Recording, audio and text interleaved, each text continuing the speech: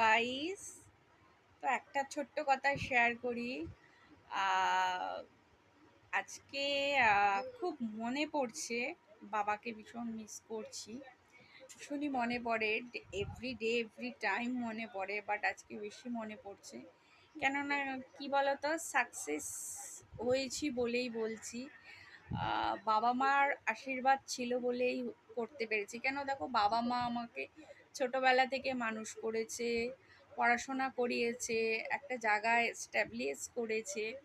ঠিক আছে, সেখান থেকে তোমাদেরকে বলছি, আমার কিছু ড্রিম ছিল, সেই ড্রিমগুলোও আমার পূর্ণ হতে চলেছে।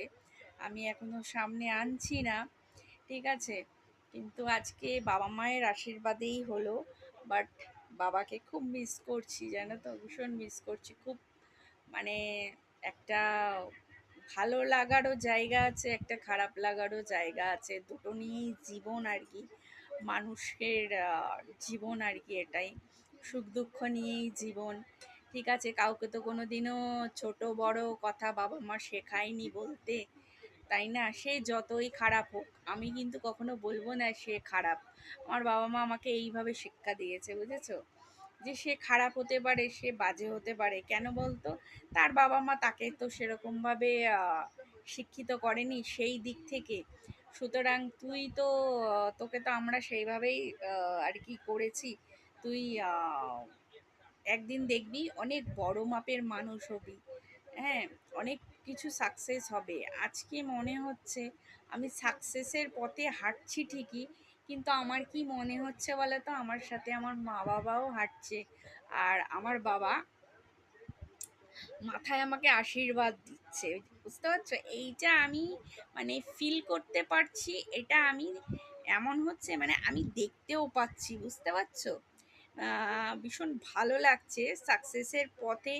আমি সাকসেস হয়েছি, সেই পথে আর কি আমার বাবা মাও আমার সাথে হাঁটছে আর কি, মাথায় আশীর্বাদ করছে।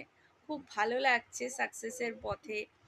বাট এখনো আমি আনতে পারিনি, তোমাদের সামনে নিশ্চয়ই আমি আনবো, খুব তাড়াতাড়ি আমি করছি। হ্যাঁ, কী জিনিস সেটা একটু ধোঁয়াশা থাক, কেননা সবটা বলে ফেললে এই মুহূর্তে হয়তো যদি না করতে পারি, ঠিক আছে, ওই জন্য একটু সময় লেগে যেতে পারে। এই কারণেই আমি তোমাদেরকে জিনিসটাকে সাসপেন্স রেখে দিচ্ছি। কিন্তু তোমরা সব জানতে পারবে ভিডিওর মাধ্যমে, হয়তো লাইভ ভিডিওর মাধ্যমে তোমরা সবটাই জানতে পারবে। বাট খুব ভালো হতো আজকে যদি আমার বাবা মা থাকতো, বাট উপর থেকে তারা ঠিক দেখছে, এটাই মেসেজ।